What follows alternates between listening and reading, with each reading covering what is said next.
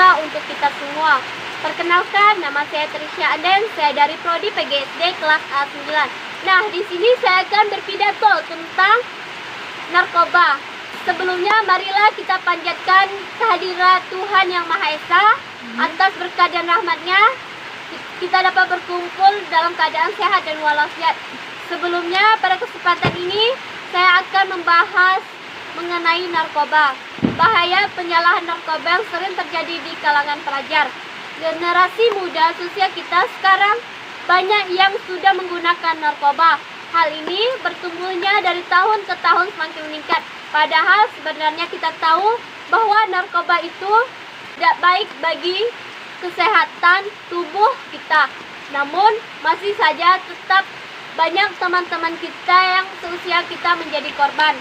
Penyalahan narkoba memang tidak melulu pada usia muda, akan tetapi pada orang tua juga. Banyak yang menggunakan narkoba, entah karena alasan apa. Nah, namun yang jelas, hal demikian itu sangat dilarang oleh pemerintah dan juga agama.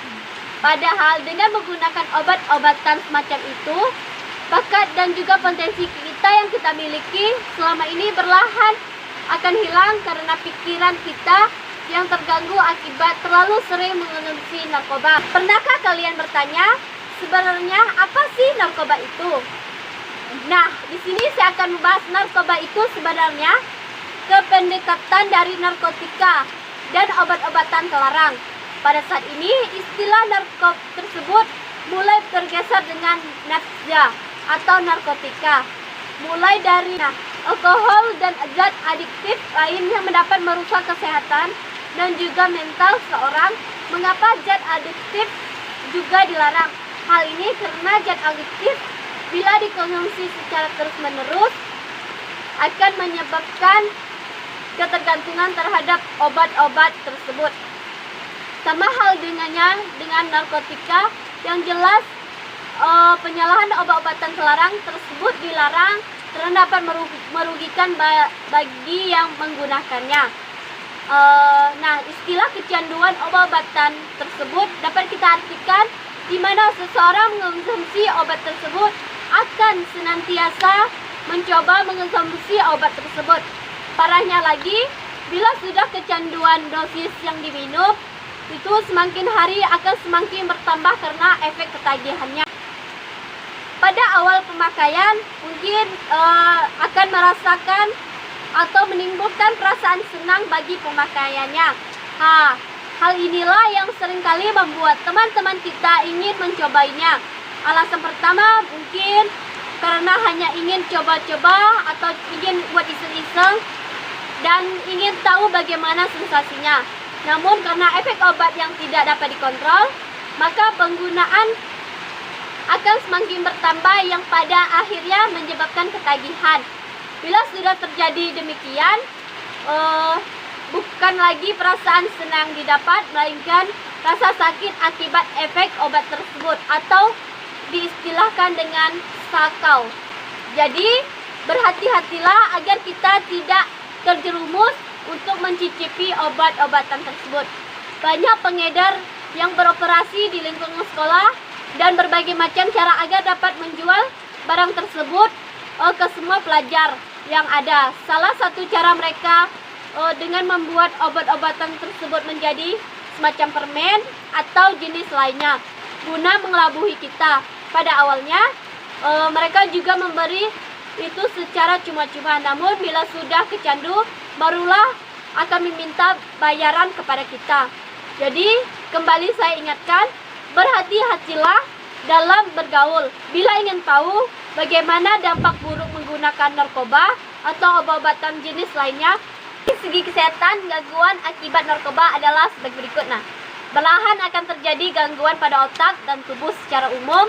Gangguan ini akan terjadi dalam temponya yang cukup lama. Terjadi perubahan yang sel saraf pada otak.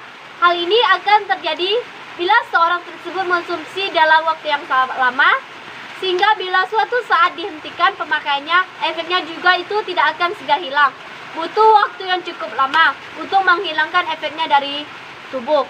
Dehidrasi, orang yang terbiasa mengonsumsi narkoba dirinya akan mudah sekali dehidrasi yang pada akhirnya akan menyebabkan kejang-kejang, mudah panik, sering berhalusinasi, sakit dada, dan sikapnya agresif. Nah, teman-teman, di sini bagaimana cara kita menentukan, itu tergantung pada diri kita sendiri. Karena kitalah yang memilih hidup kita, orang lain mungkin hanya memberi saran atau kritikan. Jangan sampai kita menjadi korban dari narkoba. Tetapi apabila kita telah lepas kontrol dari orang tua, kita jangan sampai sembarangan dalam memilih teman bergaul. Teman-temanku yang saya banggakan, para pengedar narkoba sedang mengincar kita kapan saja, di mana saja. Mereka akan melakukan berbagai cara agar kita dapat tergoda mencobanya. Apabila dengan mencobanya, maka lambat laun kita akan ketagihan. Yang tidak kalah penting ialah pendidikan moral dan keagamaan harus lebih ditekankan kepada diri kita masing-masing. Karena salah satu penyebab terjerumusnya kita ke dalam hal negatif ini adalah kurangnya pendidikan moral dan keagamaan kita yang kita serap. Sehingga pada kesempatan ini saya mengajak teman-teman untuk peduli terhadap pencegahan penyalahgunaan narkoba. Marilah kita pergunakan waktu yang positif bagi masa depan kita dan masa depan bangsa kita. Secara tegas pikiran, ucapan, hati, dan perilaku kita katakan tidak ada narkoba pada dunia, bahwa kita sebagai pemuda generasi muda akan berat sekali menyentuh narkoba, apalagi memakai barang haram tersebut. Demikian yang dapat saya sampaikan. Apabila terdapat tutur kata yang kurang berkenan, saya mohon maaf. Sekian dan terima kasih. Selamat pagi.